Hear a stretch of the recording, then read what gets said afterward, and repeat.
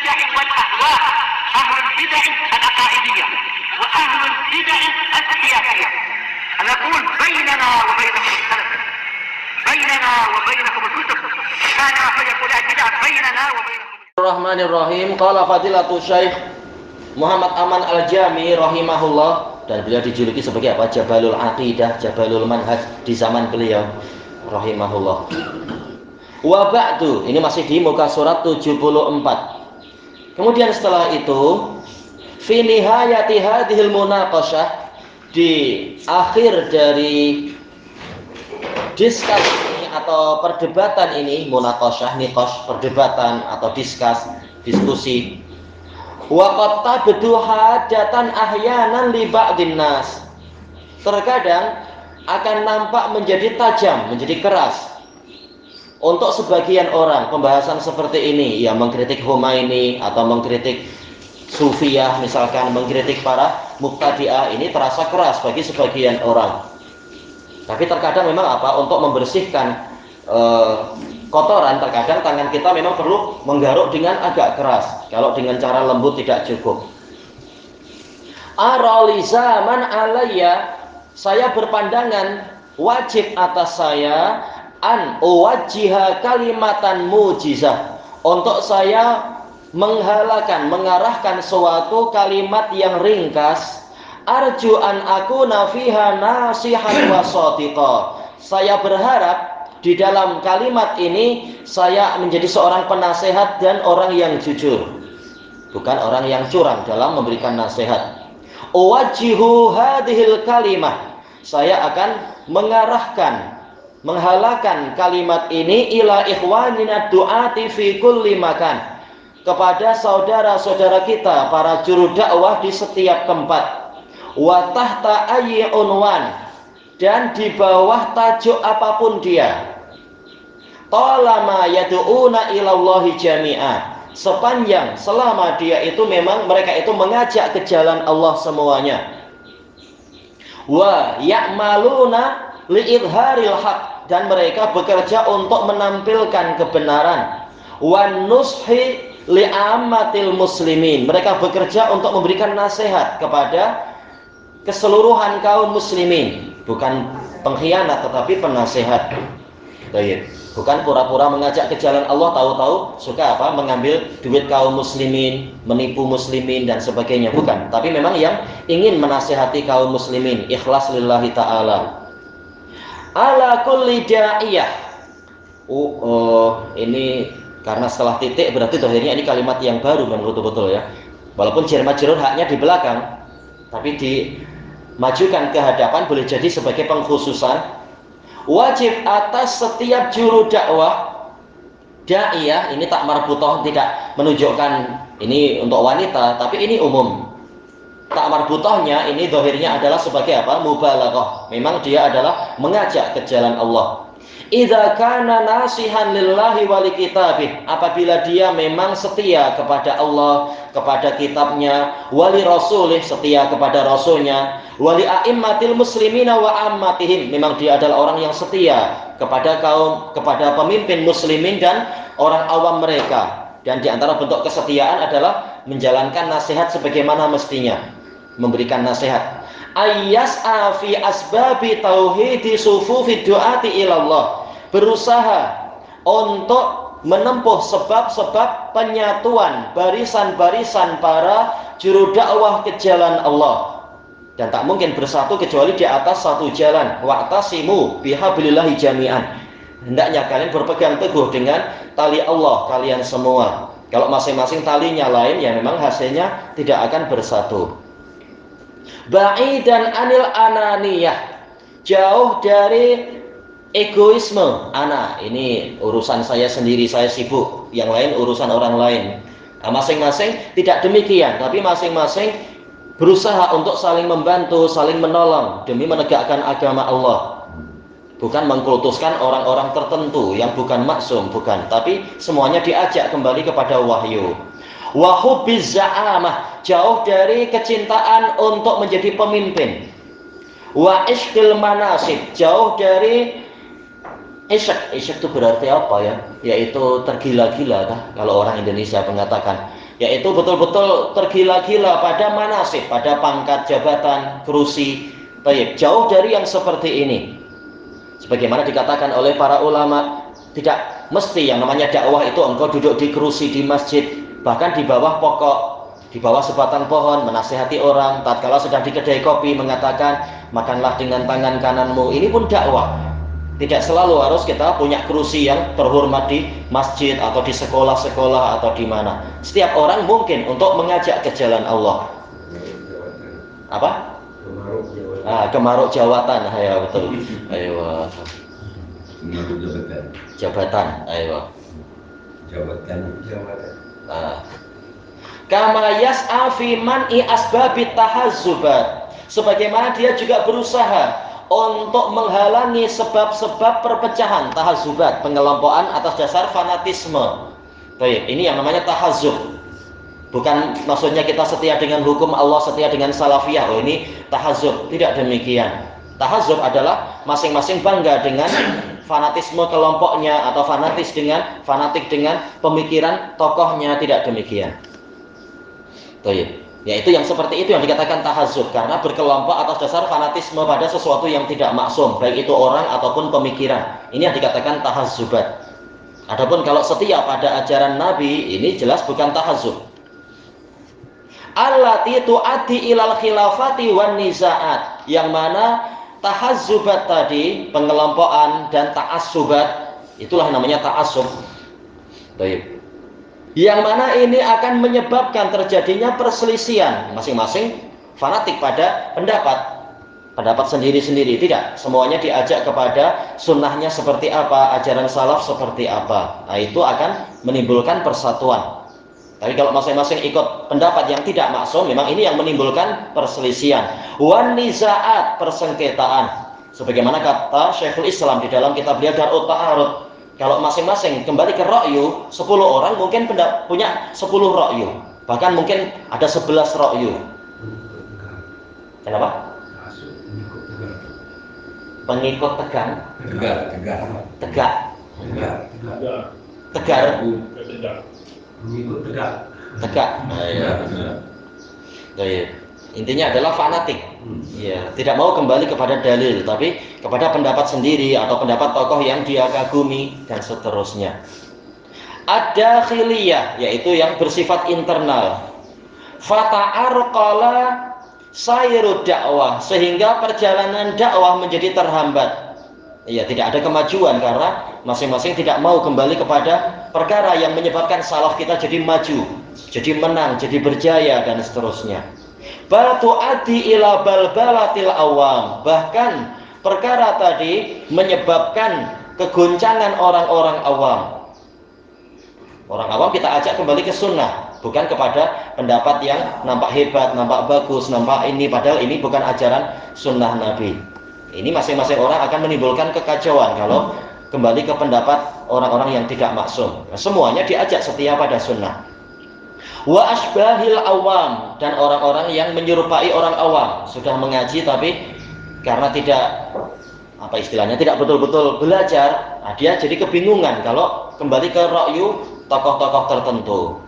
Alladzina yajhaluna mauqi al-haq, yang mana orang-orang tadi mereka tidak tahu posisi kebenaran. Makanya tidak boleh kita mengatakan kebenaran pada Syekh fulan, tapi kita kembalikan pada dalil Quran, al-haqqu mir rabbik, kebenaran itu datang dari Rabbmu. Dari mana kita tahu berarti ini datang dari Allah? Kembalikan ke dalil.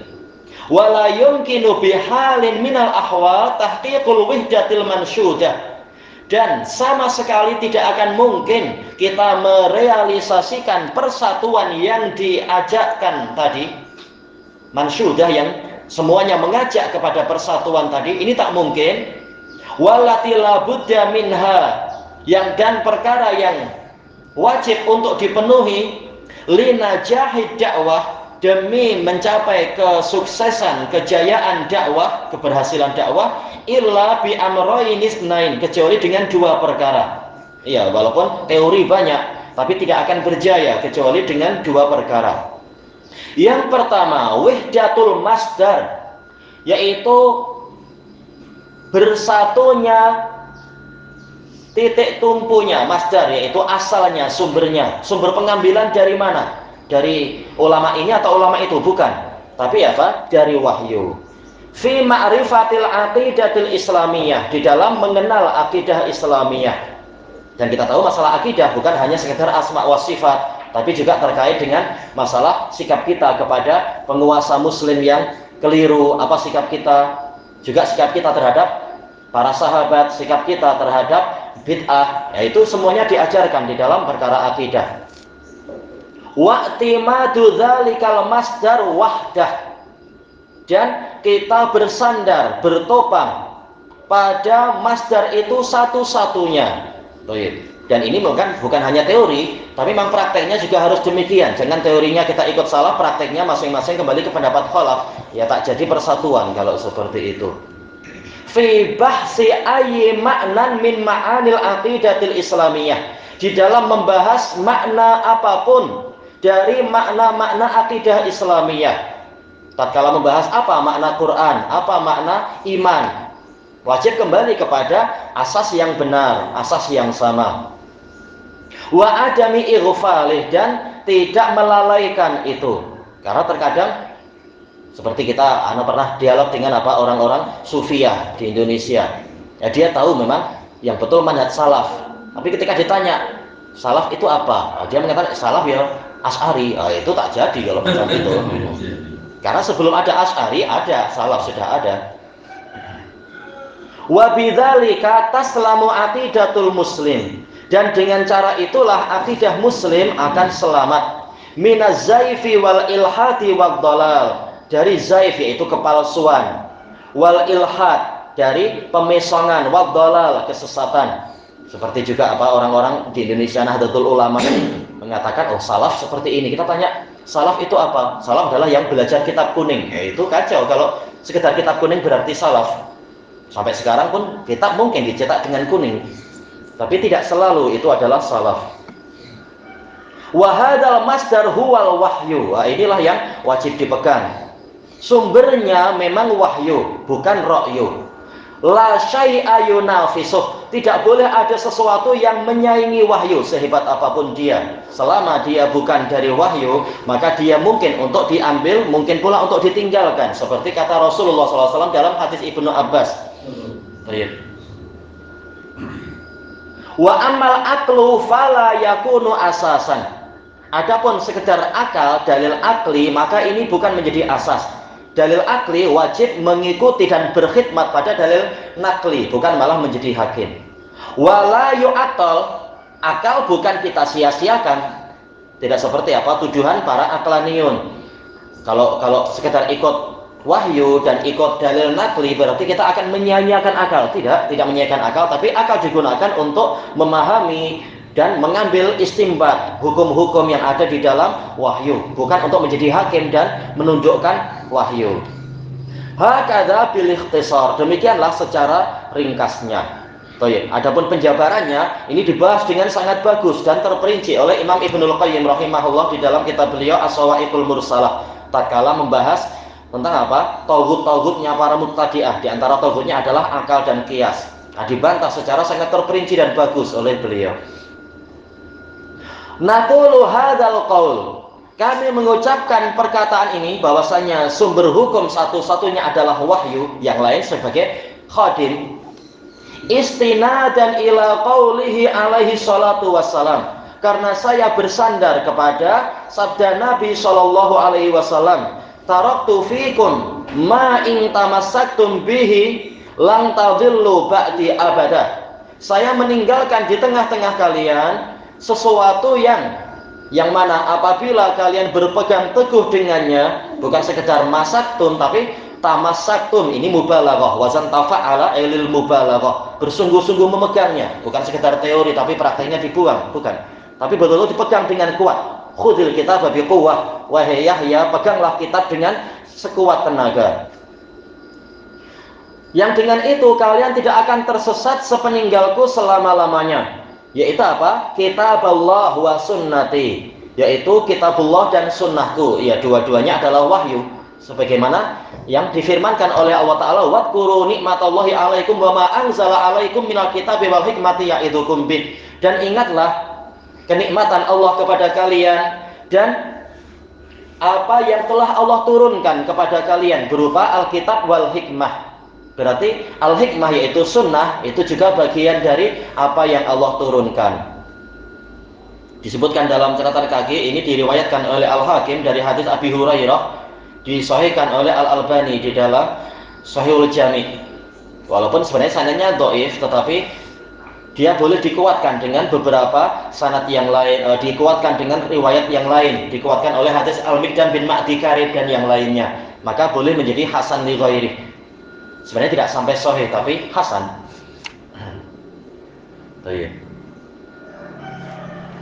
Apa hadis Miqdam? Yaitu apa?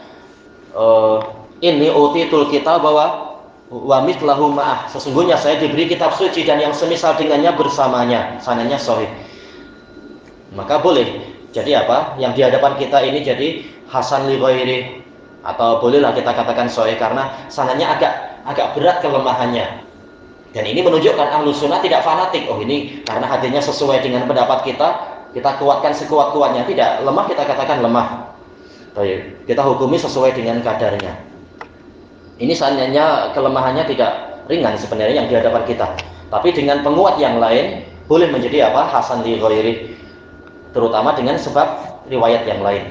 Wa alaihi salatu wa qaulihi alaihi salatu wassalam, alaikum bisunnati wa sunnatil khulafa'ir rasyidina min ba'di.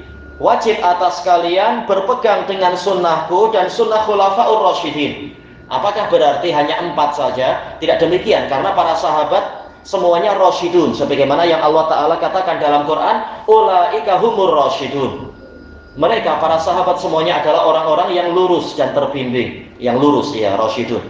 Min ba'di, sepeninggalku. Wa iyyakum wa muhdatsatil umur. Ini perintah yang sangat kuat, sampai-sampai mendatangkan 2 fiil yang terhapus. Iyyakum jannibu anfusakum wa muhdatsatil umur ijtanibu muhdatsatil umur. Jauhkan diri kalian dan jauhilah perkara-perkara yang baru.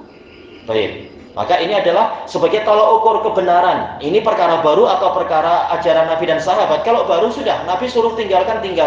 Jangan degil, jangan malah dibela mati-matian dengan segala cara. Jelas ini muhdas, tinggalkan kalau ingin selamat. Baik, ini hadisnya sahih li ghairi. Ilahuna wallahu a'lam.